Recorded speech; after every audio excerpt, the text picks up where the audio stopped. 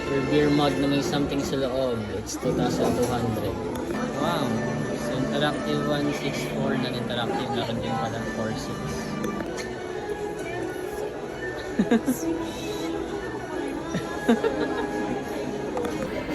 Believe it or not guys, kailangan nyo ng at least isang one para din sa mga ibang activity din sa Hogwarts. They won't allow you na manghiram ng sa kanilang staff. You really have to, they will advise you to buy your own. So there.